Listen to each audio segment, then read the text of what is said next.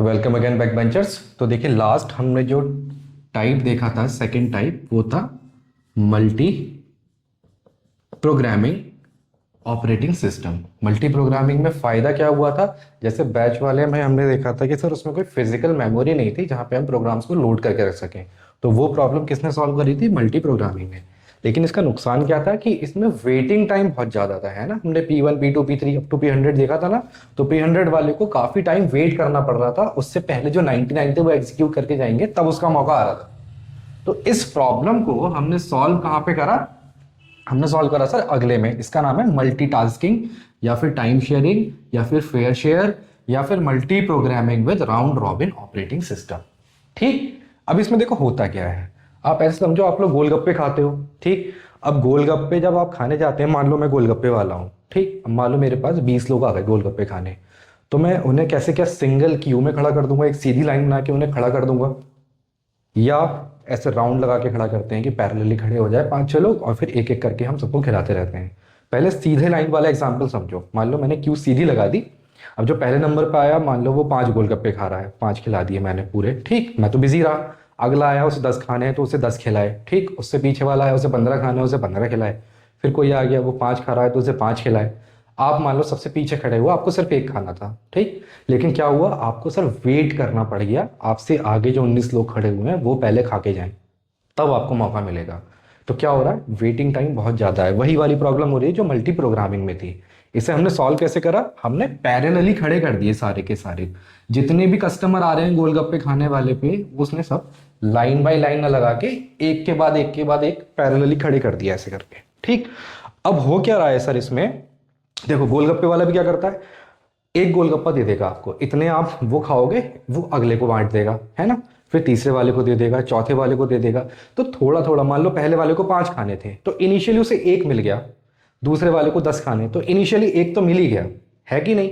इतने वो अपना कंप्लीट करेगा तब तक उसका नंबर आ जाएगा, है ना। तो हो क्या रहा है, हम सीपीयू का टाइम जो है शेयर कर रहे हैं सबको थोड़ा थोड़ा।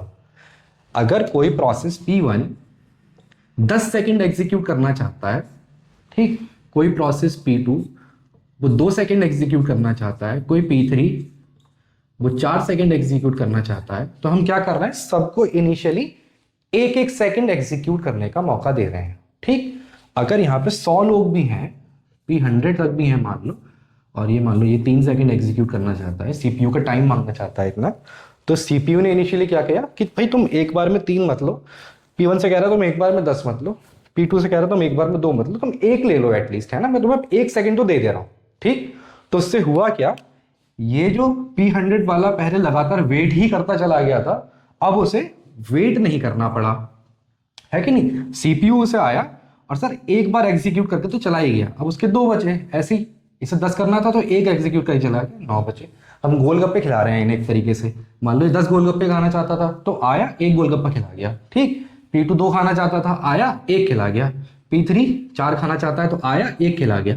तो क्या हो रहा है, हम सीपीयू का टाइम शेयर कर रहे हैं सबके साथ, यही हो रहा है।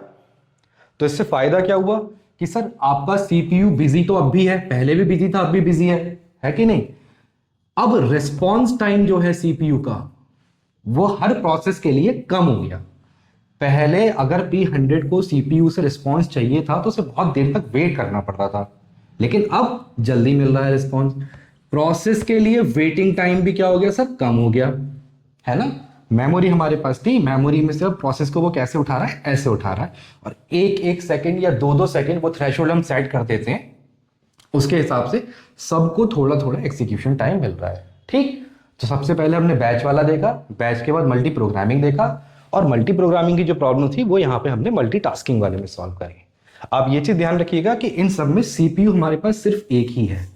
बैच में भी एक था, मल्टी प्रोग्रामिंग में भी एक था, और यहाँ भी मल्टीटास्किंग वाले में भी एक ही है। चलिए इसमें इतना ही था। Thank you.